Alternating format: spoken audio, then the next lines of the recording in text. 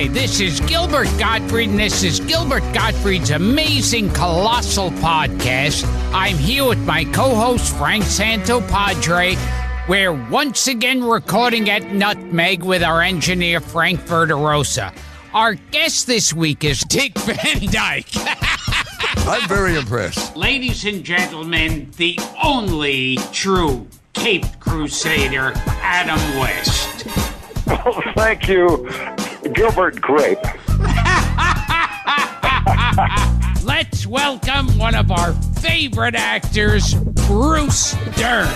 Well, thank you, sir. I much appreciate the intro. One of our favorite filmmakers and raconteurs, Peter Bogdanovich. Thank you for that lovely introduction, Gottfried. I should do Walter Brennan now, but I don't know if I can. I just ate.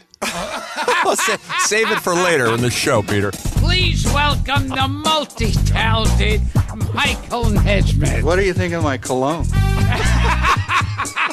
That was good. Huh? That's Boucheron. Please welcome to the show Jessica Walter, Ron Liebman, our pal Dana Gould, Ira Glass. Wow. Well, that was quite an introduction. Very happy to be here. And a man far too famous and successful to be appearing on this podcast, Matthew Broderick. Thank you. Thank you for that lengthy introduction. Yeah, Officer Judy himself, Bob Einstein. What an introduction! I know, that was phenomenal. Please welcome one of the funniest men in comedy and the recently appointed president of the Tracy Morgan Fan Club.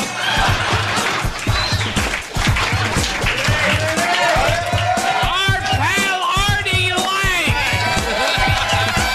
Lang. Ladies and gentlemen, Weird Al Yankovic. Please just call me ladies and gentlemen. Yes, we have ladies and gentlemen on the show right now. Please welcome our pal, Chevy Chase. Oh, hi. Yes. Hey, thank you, Gil. You know, I've often thought, what is a podcast? now I know. So our new partners at Earwolf asked us to record a special episode this week to give people who may be unfamiliar with what podcasting is or how to download or listen to a podcast a clear example of what our podcast is, an episode that would just sum it up and give them an impression of what our show is. It's just part of an industry-wide podcast awareness initiative for the month of March, which they're calling Tripod, hashtag TRYPOD.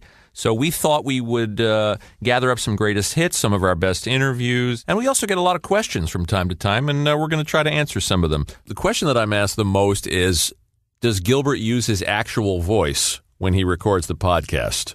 Oh, heavens, no. No, I never use my own voice. I was, in my childhood, quite early in my childhood, my parents emphasized reading and education. Uh-huh. And I did well. And later I attended Eton University. Oh, you did? Yes, quite. And that's where I got both my master's and doctorate degrees. But then one day I found I had a talent to do one voice. Let me see if I can do it very quickly. So he stayed under the glass coffee table and the hooker squatted on it, and then they were throwing orange wedges at his ass. I'm sorry. It tickles a bit. And I realized that was possibly going to be my foray into show business, or like theater, really. I see. So there was a departure from your actual the polish of your upbringing. Oh yes. Oh, my parents were mortified. Was it a reach, given that you had this character was so far removed from who you actually were? Oh heavens, yes. I grew up in England, a small town called Kent, and we were very, it's different in Europe, really. I can say it. We were an anti-Semitic family. Really? Oh yes. No, we didn't associate with any Yids My father actually used to be an informant to the Nazis during World War II. He got a medal. I didn't realize. Oh, no. Boy, I thought I knew you. Not at all. Not at all. Yes, I was quite ashamed that later on when I realized that despite what my parents had told me, Jews did not have horns on their heads. So really, in answer to the question, the people who ask me, does he use his real voice? The whole thing is really a character. Precisely, Excelsior. And, it really does get tiring going from my regular speaking voice on to, So they were kissing at the airport, and he put his finger on his ass. Which I, of course, never speak that way, and at home I'd catch hell. Yeah, I was going to say, you seem to have a gift for dialects because it's very convincing. Well, thank you. I don't, actually. I usually avoid obscenity personally. I think it's a cheap way to go for laughs, really. I don't work blue. So, Gil, for the uninitiated, how would you describe our podcast, people who've never heard the show? How would you sum it up? What the podcast is like both of us, you and I, would get into these conversations. Yeah. And we both knew, like, people we should have forgotten years ago. Yeah, I seem to remember it was phone conversations while you were on the road. Yeah. Mostly. And we would talk, and we'd remember, like, a guy who was an extra in some film no one saw. Or just character actors that excited us, like Simon Oakland and Burt Mustin. Yes. And people like that, or Martin Balsam, or people even more obscure than that. And John Saxon. And of course, Skelton Canag, Scatman Crothers, Brock Peters, just about anybody who came, Jack Elam. And yes. We would just sit on the phone for hours and talk about these people and try to top one another. And then it became one of these things like, let's try to find some of these people who are still around. That was it. And when it first started, I think people were looking at it going, oh, it's like it'll be a snarky put down. Well, people, I don't know why anyone had, why anyone had any reason to expect that of you. Clearly, they haven't been following your career. Yes. Yeah. They're just so wrong. Well, that came out early in the reviews of the show, and people's first reactions was they couldn't believe that you were so reverent, that you were so admiring of these people and such a fan. Yeah. And that we weren't there to mock. In fact, if anything, we're mocked by them. Yes. Because there were people who, in the beginning, we had it really convinced to come on because they thought, oh, it's going to be one of those where they're the punchline of the joke. It still happens on occasion, but 170 shows later, less so. Yeah, but it really is. It's also, not only did we want to just pick up the phone and call these people to see if they were around. I remember one of the early conceits of the show was we were actually going to do that. We were actually going to make the call. Oh, yes. Act out that we were actually trying and pretend that the person would just pick up the phone. I'm very happy that didn't. Because it would have run out of gas very quickly. But really, it wasn't as simple as that. It was, gee, do you think we could pick up the phone and call these people and see if Ed Asner wants to talk to us, or Roger Corman, or Dick Van Dyke, or will they, Paul Dooley? Will they take our calls? Will they sit and talk to us? Will they reminisce about the past? And to our surprise, they were willing to. And it became one of those things like, I need to have a reason to talk to these people, like Bruce Dern. Yeah. And people like that. Sure. And it's like, now I felt like, I have a great reason now to call them and speak to them and ask them these questions. Because what people don't know about you is that you would carry people's phone numbers around in your wallet for years. Yes. And never actually call them because you felt you had no legitimate reason to pick up the phone and call them. That's absolutely true. Right. And now you do. I've had a couple of celebrities, like major names. Oh, sure. Who have given me their phone numbers. And I had it for years, a bunch of them like that. And I thought, I can't just call them up. Right. Well, one we can mention, because we talked about it on the show with Kelly, his daughter, was George Carlin. Yeah. George Carlin gave me his phone number, and he said, whenever I'm appearing on TV or in a special, he goes, call me. I want to see what's going on in that brain of yours.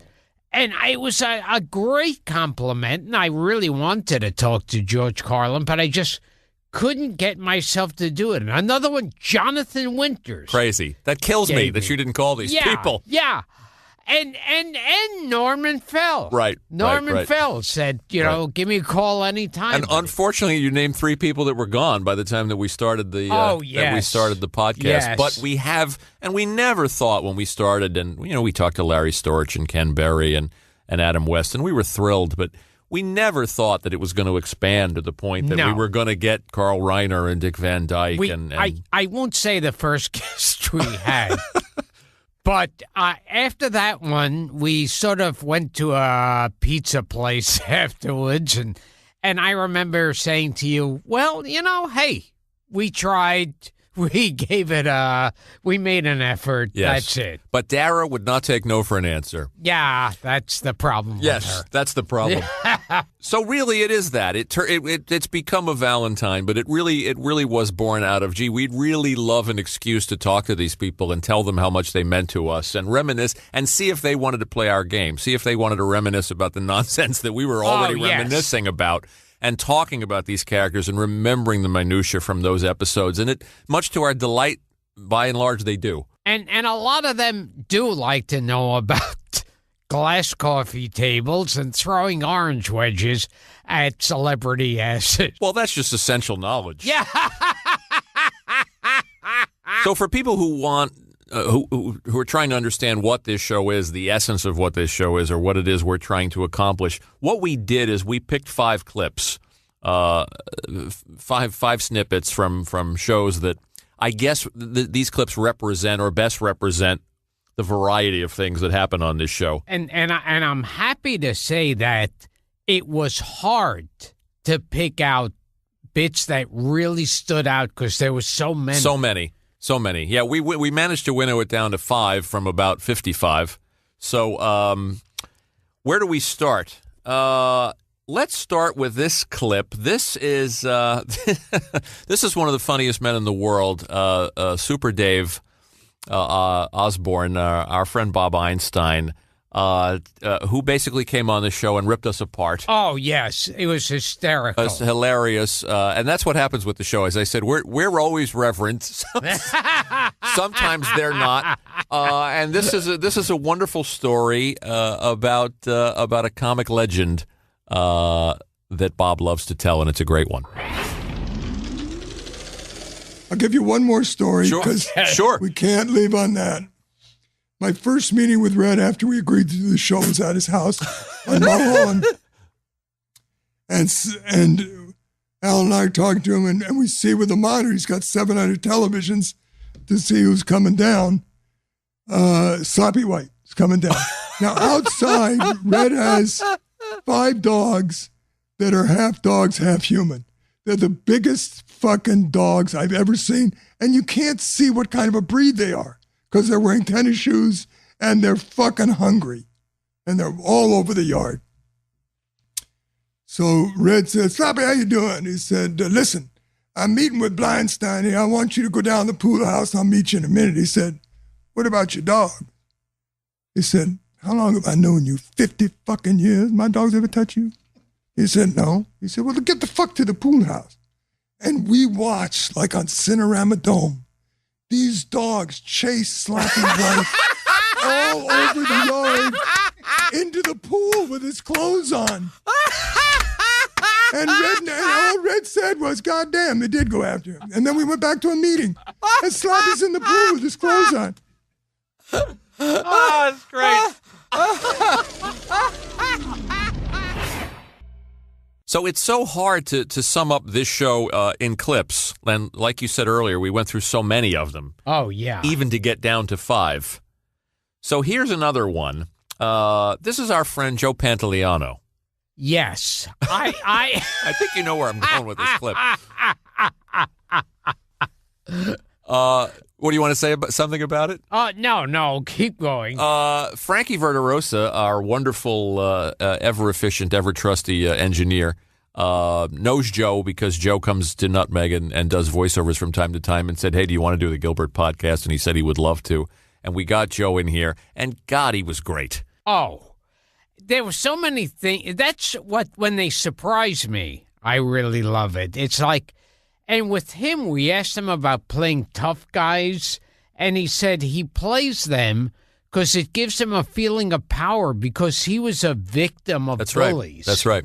Yeah, and so Joe doesn't fit the classic profile of a Gilbert Gottfried Amazing Colossal podcast guest, and that he's not he's not an older showbiz legend, but he's also got a very long resume. He's been doing this a long time, yes. And he just turned out to be the ideal guest, and here's a reason why. Check this out. Can you tell that story about this beautiful girl? The first time I ever brought a girlfriend home. Yeah. You were very shy among girls. Yeah, and also I thought that women would eventually turn into my mother. I don't want to be under their thumb like my mother's. My mother would just beat the hell out of my father, even my wise guy father. She was the toughest man I ever knew was my mother. That's a good one.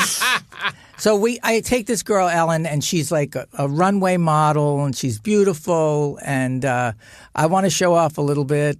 And I take it down the Jersey Shore where my Flory and my mother can scratch up enough money to rent a bungalow for a week. And it's Sunday afternoon, and we're sitting down, and my mom's at the head of the table, and Flory's at the other head. I'm sitting next to my mother.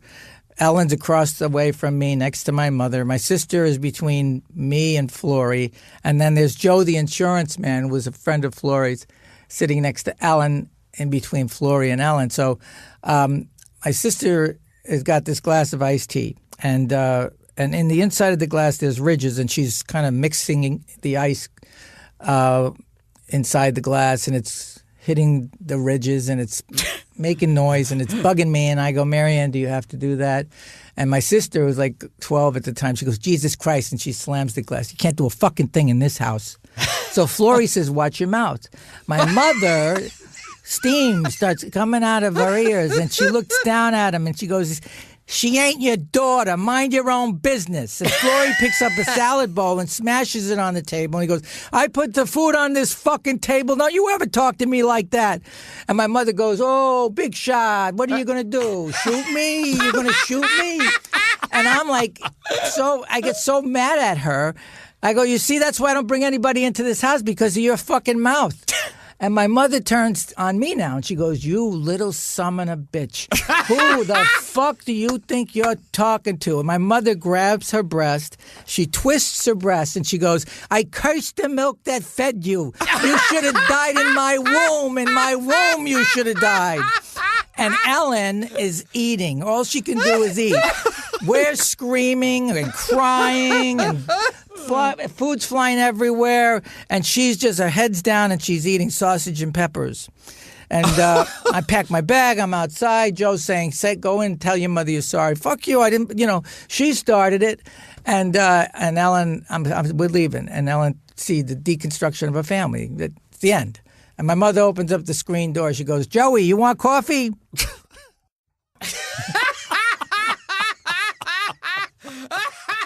That's perfect. So here's another clip that this is a happy surprise, and this is something that happens on the show sometimes, is that we remind the guest of something that they've done that they've forgotten about. Oh, yes. And at times like that, I don't mind embarrassing a guest. Yeah, I remember Leno used to do that. He would pull out an old embarrassing clip from time to time. We do it really more as an homage. I mean, here's an example. This is somebody we all grew up on.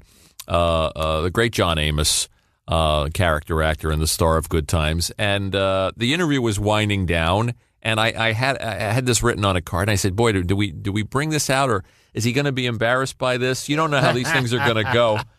But to our surprise... he just played right along with it, and he remembered all the words. Yeah. And in the words of Florida from Good Times, damn. You don't disappoint the fans, Yes. do you? Here's what we're talking about. Take a listen. I got cut from my last Canadian football team. I needed a job. My daughter was an infant at the time, so I applied for and got a job as a McDonald's franchise trainee. And I'm working at McDonald's during the day, and we weren't doing any business because they were just introducing the chain to all of Canada. So I had like 20 crewmen with nothing to do. So I started getting them songs and dances, rehearsing. Oh, that's right. You wrote song parodies about McDonald's. And people would come up there and say, "What is this place?" I'd say, "This is McDonald's. We sell hamburgers." "You'll never sell anything. What do you got all these people dancing and singing around?" You say, do I have this right? You took like music from West Side Story? Right. And you... A bun like that could cause a trouble. A bun like that could ruin a double. Stick to your own bun specifications. I was damaged goods in those days. Yeah. and you also, and we have something here that you've also talked about. This is scary. What's this? Yes. Frankie, speaking of McDonald's. Oh, yeah. Grab a bucket and mop. Scrub the bottom and top. There is Nothing so clean as my burger machine. With a broom and a brush. Clean it up for the rush. Before you open the door. Or to shine on the floor. When we finish one then. Start all over again. Tell me what does it mean? John is singing. McDonald's is clean. You deserve a break today. So get up and get away to McDonald's, McDonald's.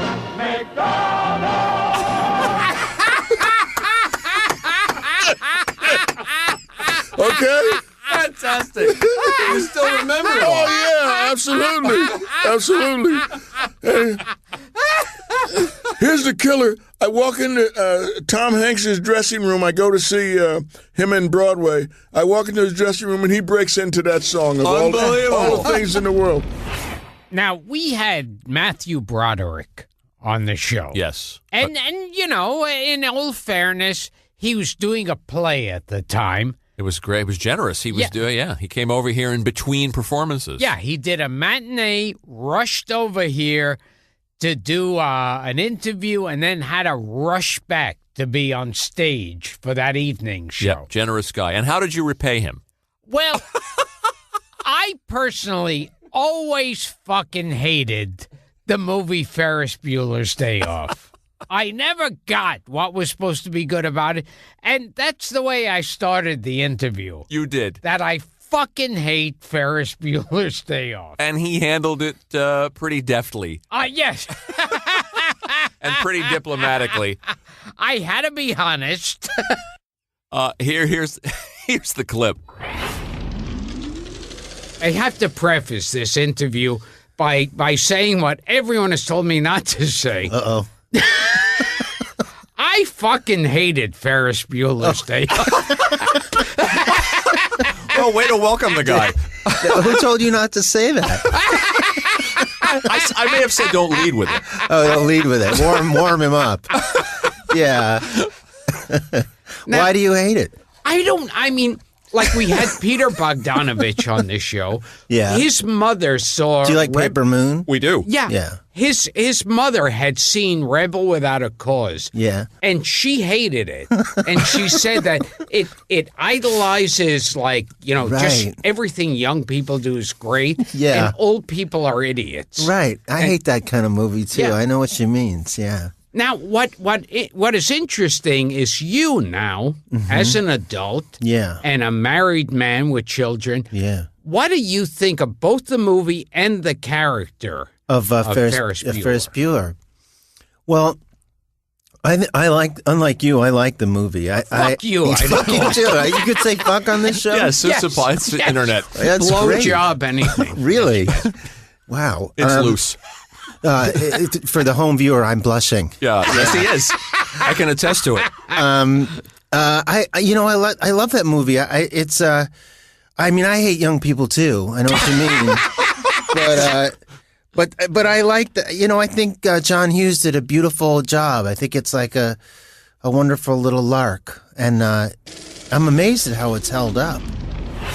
What I wasn't expecting with this show is I thought we'd have a few laughs, but I became surprised when people would come in with really touching stories. Absolutely, like Sonny Fox. And the Sonny Fox stories were amazing. And also for poignancy, Mad Magazine legend Al Jaffe had a very, very touching story. And also, what can I say? Dominic Chianese picked up a guitar and sang from the heart. And, here, check him out. A different side of the show. Okay, now this brings me to something that fascinates me. It's like this was as sad and tragic a childhood as you can imagine, and you built a career on comedy and making people laugh. I have always believed, and I'm firmly convinced of it now, especially after having to talk about my early childhood for the book. I'll mention the name, Al Jaffe's Mad Life. Yes, we'll mention it a few times. And Mary Lou Weissman. Mary Lou Weissman was the author. Very well-written book, by the way, engrossing. Thank you very much. She is a wonderful woman and a wonderful writer. And so what I discovered early on was the first thing that a young child wants to do is become part of the little group of other children that you meet. You want to ingratiate yourself to them somehow so that they accept you and allow you to play ball with them or go fishing with them. And I found that my ability to draw fascinated them. So I started drawing, first I started drawing American cartoon characters, which I used to love on Sundays, Bringing Up Father with Jiggs and Maggie, and Little Orphan Annie, and Dick Tracy, and I would draw them from memory the best way I could, and that kind of went over like a lead balloon, because these kids were not reading American Sunday funnies. But then I started to do caricature of each one of these kids, and that made them hysterical laughing, because one kid would walk around with his pants practically hanging below his bottom, and I would feature that in the cartoon, and they'd all have big yucks about that. And I found out that, and by the way, these drawings were in the sand, in the street. All the streets were sand. There were no paved roads. And so with a stick, I would draw these things. Later, I did it on paper and showed it to them, and they laughed hysterically. So I found that humor was very important, not only this way to ingratiate yourself in a new tribe, but also as a way for oneself to get your mind off the daily misery that you might be going through. Yeah. So I saw in humor a magical device for becoming accepted. So they decided to move everybody to that camp. There were Russians, there were British, there were French, there were Africans. They had all kinds of compounds. Everybody was going to be moved the next day. Now, we didn't want to be moved for two reasons. One is we were not in very good physical shape by that time. When I was liberated, I weighed I'm 6'3", 3.5 at that point. I went in weighing 165 pounds. I came out weighing 105 pounds. So we were not in great shape. And also, the Allies' planes were shooting up everything that was moving on the roads in Germany. So who knew that they could tell us from the Germans what would happen? So I guess it came out of Roddy also, but the word came down the next day. A third of us were to stay in our bunks, in our the bed things, and say we're too sick to leave. The second third, if they pulled us outside, when they said move, they were to drop into the cold, wet pavement and say they can't move. And if they still moved the last group out, we were to organize in groups of 10, and the first night out, we were to jump the armed guards. Go figure out how that would have worked out.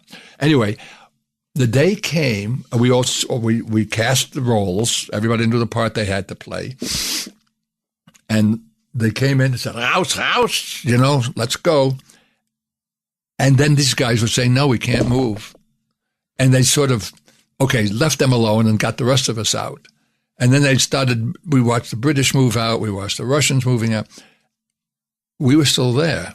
And then they said, okay, start to move. We started to move, and bodies started to drop in a cold, rainy day on the pavement. I started to giggle to myself because I couldn't believe this was actually working. And then the guy, commandant, came with his gun and shooting in the air and told the Roddy, well, give me 240 guys so I can save face. And Roddy said, the Americans are right over that hill. You shoot anybody here, you do anything, you're going to be a war criminal, and we know who you are. Anyway, they finally took off and left us alone. We went back to our barracks, and we just stayed out of sight because now the defeated German army was coming by, and the defeated army has no discipline. You don't know what they're going to do next. And then then it was deserted. Then we knew it was really deserted. I climbed up on the roof of our barracks, along with a couple others, and we saw the 2 rows. I'm going to cry again when I see it. 2 rows of Sherman tanks coming down the hill from Patton's Third Army. Now, this is a wonderful song. The word. You know who wrote the words to this was Yip Harburg. Oh, Yip Harburg. Yeah, also Over the Rainbow. Over the Rainbow. Yeah.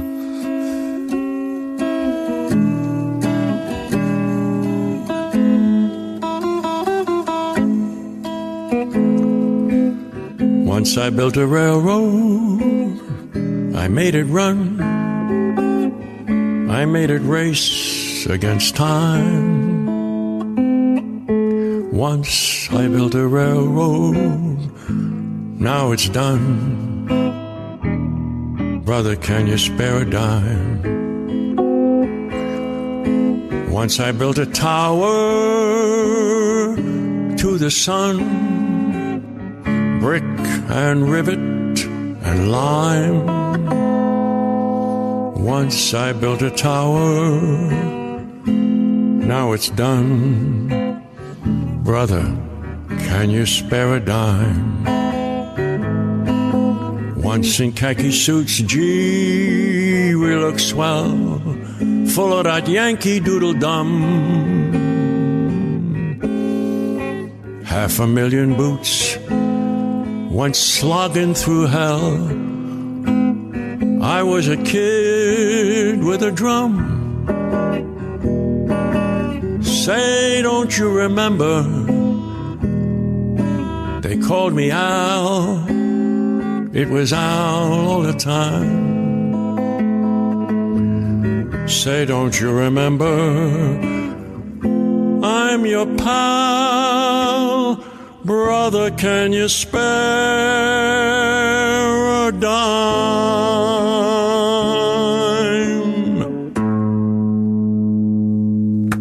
Fantastic. That was a treat.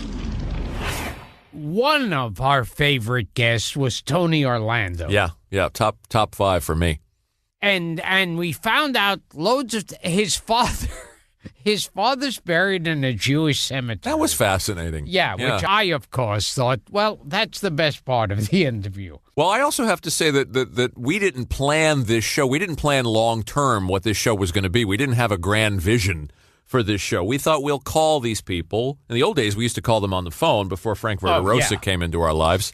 And we might not use him again after he destroyed He's 3 trouble. episodes that we had done. 3 great episodes. Actually, never happened. It wasn't. Yeah. It wasn't Frank. It's just become a runner. Okay, you can say that as long as we're on the air.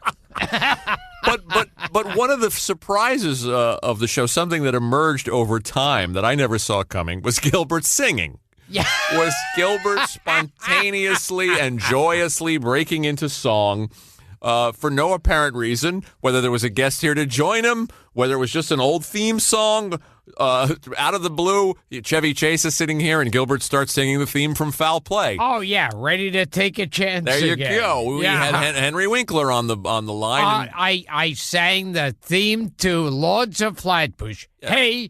Hey, what do you say?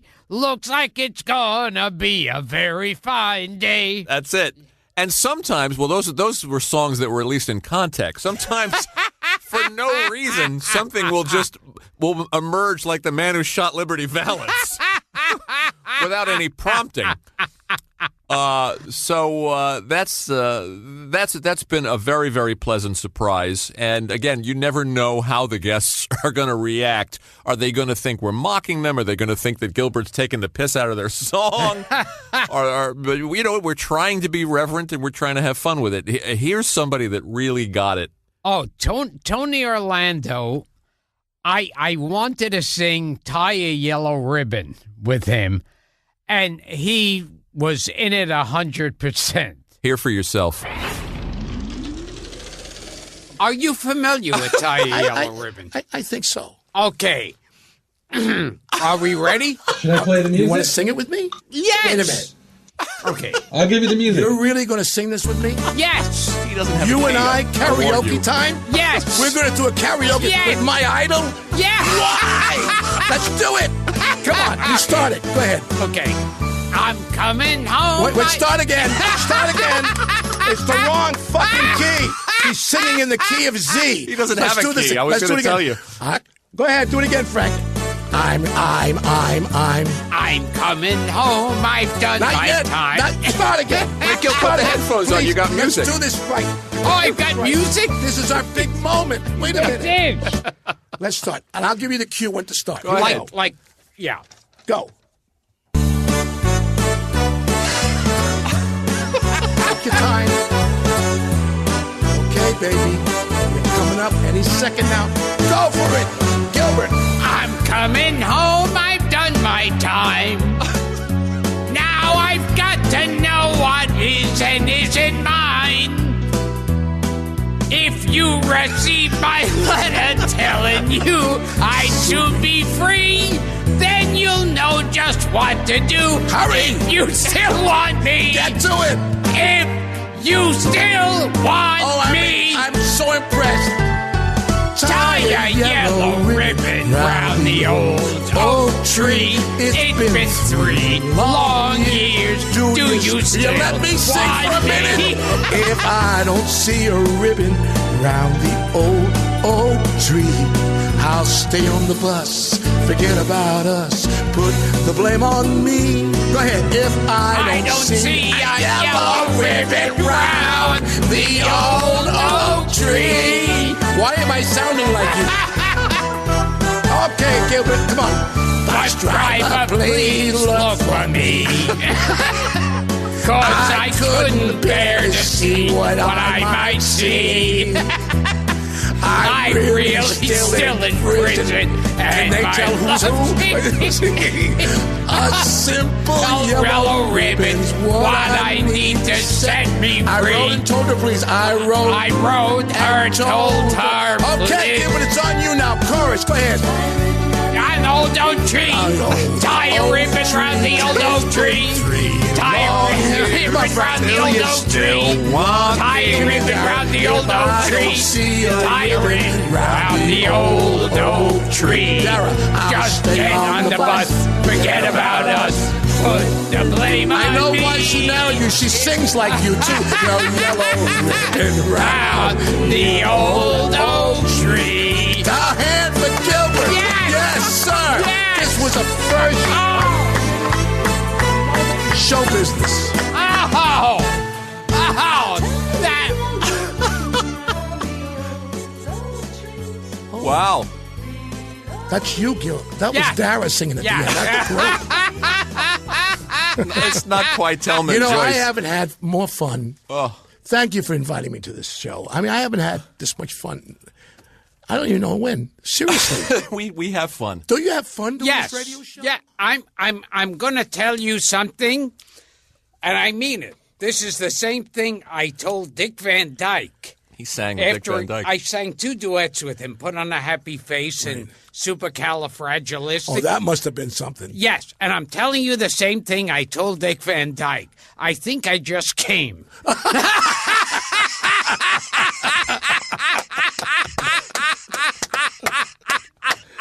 Boy, it's easy for him, huh?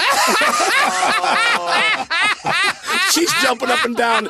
She's literally jumping up and down. Well, I have a new nickname for him, if that's the case. We're calling him Sir Speedy from now on.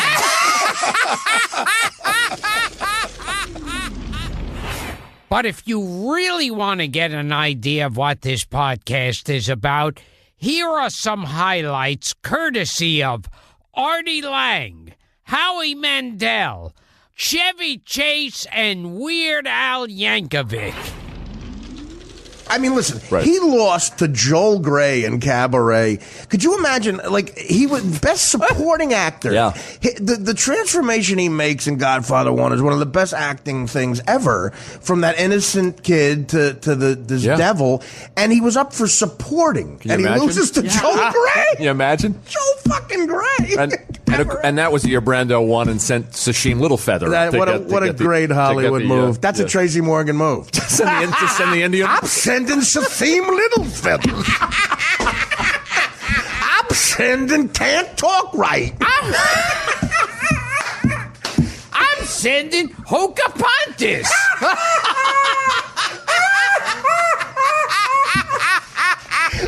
I'm sending Jew Lawyer. Hokapontis. I'm sending. Here's my lawyer, Hokapontis. My buddy Alex Baldwin's gonna say, "Well, I can't. I'm too emotionally stressed to tie a tie.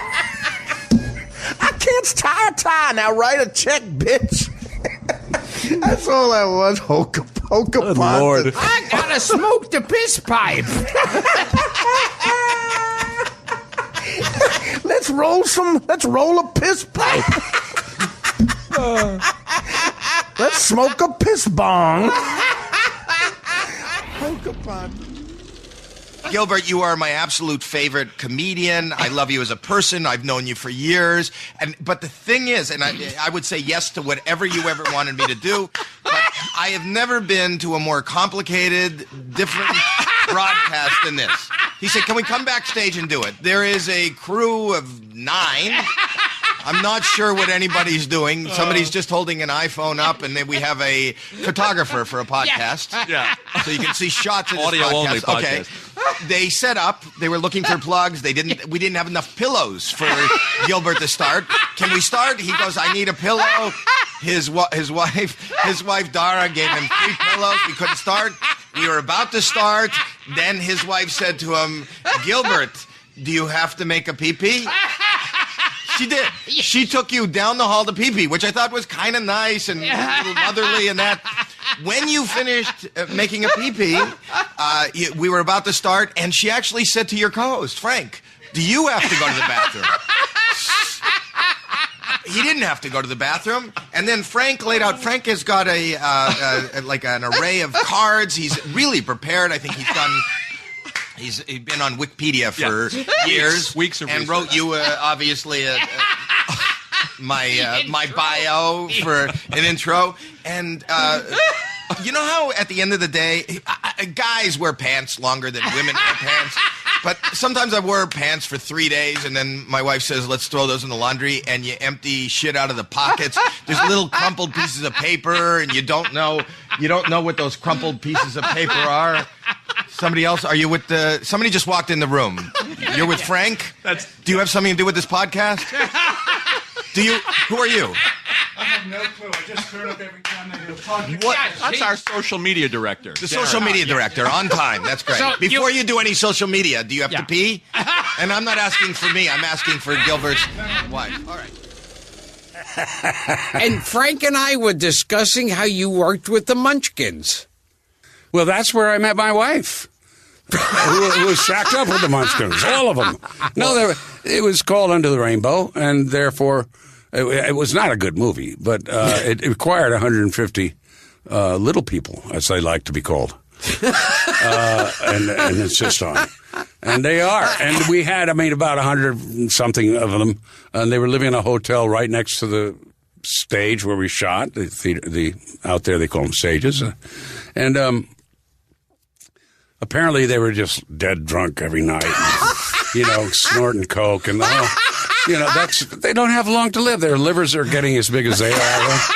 So this is the way they are. But they were funny. But when I had to be in in this hotel lobby with them, with Eve Arden, which is enough already, they would fart around me. They'd spit. They'd goose me. A lot of them goosed me. Yeah. Wow. Hey, Jeffy. Yeah. Hey. Yeah. They were just a motley group of people. There's only one of them still living. I don't know who Jerry is. Marin. He's the last surviving. I don't think he's alive anymore. Oh, I think he is. In the original Wizard of Oz, according to legend... Oh, we had a few of the original Munchkins, yeah. Yeah. In the original Wizard of Oz, according to Hollywood legend, at least, you could see in the background that one of the Munchkins hung himself in the tree. That's a legend. Yeah, that's a Hollywood myth. But and they that's outrageous. Oh, God. And they say in one scene you could see his little body hanging from a noose from the tree. This isn't right. See, I was saying, look, I'm not fucking Oprah Winfrey. I heard you were. Yes. No, I went down on Oprah Winfrey. That's the mistake a lot of people made. It's an easy mistake to make.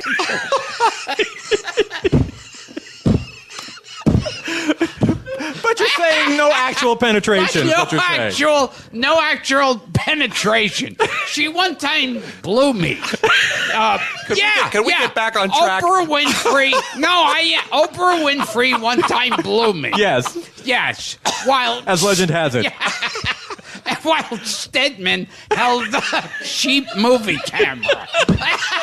You'd think they could afford a better movie camera after all this time. Dear God. That's what's really offensive to me. She makes all that money, she gives Stedman a cheap movie camera. Yes. What are they thinking?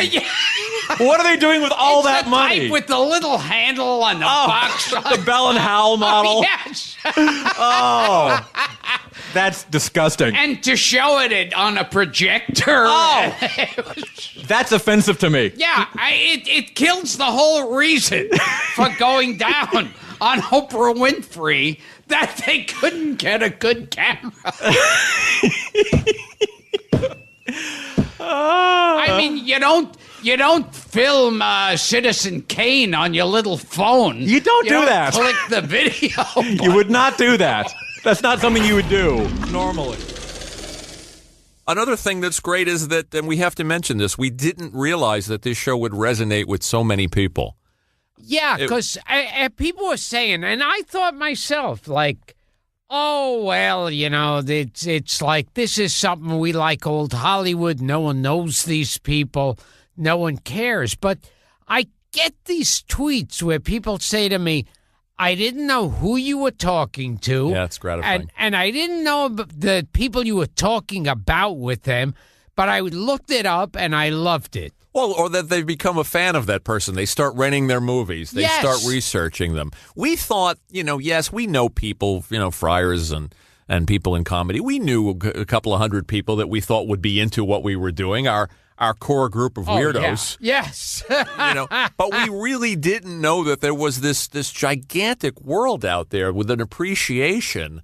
And it becomes like, to them, a lot of times like a fun homework assignment. Yeah. To hear a name and look it up and watch their movies. Yeah. So part of the success of this show and part of the thrill of doing it and what it's become is the fans and the listeners.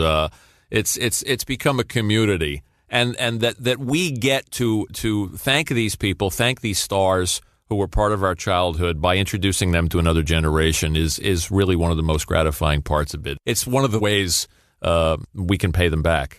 And I always think of like when they used to have shows like Love Boat and Fantasy Island, these stars, former stars who you thought were dead, popped up on those shows. And if you remembered them, you go, oh, wow, they're as good as they ever were. As good as they ever were. And when they come on this show, like John Biner, when they come on this show, you haven't heard from them in a number of years. Hey, I wonder what he's up to. He comes on the show, he's plug and play. Everything out of his mouth is great timing, great impressions.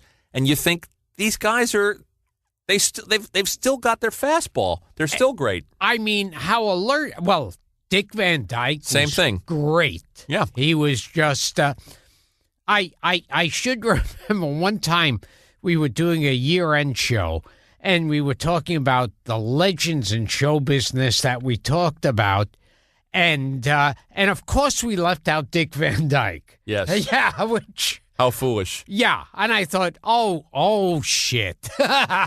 But because he was terrific. Yeah, and then we got Carl Reiner to come and talk to us. It's so gratifying. I can't believe that it's built to this from just sitting around your kitchen table making phone calls. And Carl Reiner, I sang on the show, and he has a great voice. Sang an aria to us. So it's there are many pinch me moments on the show every week. Even you, a jaded show business veteran, a cynical bastard like yourself. A dirty scumbag. Yeah, is still sitting there pinching himself because he's talking to Carl Reiner. And it's a thrill. It's a thrill to see. We never thought it would grow into something this big.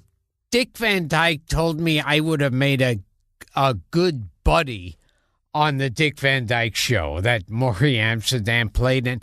Adam West told me I would have made a great penguin. See? And you were ready to give up in the pizza store. Oh, yes. What have you learned, young Gilbert? Well, I learned my favorite thing that I learned was when we had Lee Merriweather on. Uh-huh. She played Catwoman in the original Batman series. In the movie? In the movie, yes. And she was Catwoman. And I was, going into my usuals. I heard her do like her meow. And I said, ooh, can you do that again? And she said, oh, I'm going to have to spank you. And I thought, if only she knew how many times I've masturbated to that over the years. Yes. That's now the truth comes out. It's like she must have been like reading my mind all those years. So it's not about reverence or paying back the stars from your childhood. It's about your sick fantasies. Yes. Anyway, thanks for listening. We hope you love the show. We intend to keep going as long as the two of us can hold up. Well, it doesn't have to be the two of us. If I get That's Scarlett Johansson robots looking better by the day. Yes.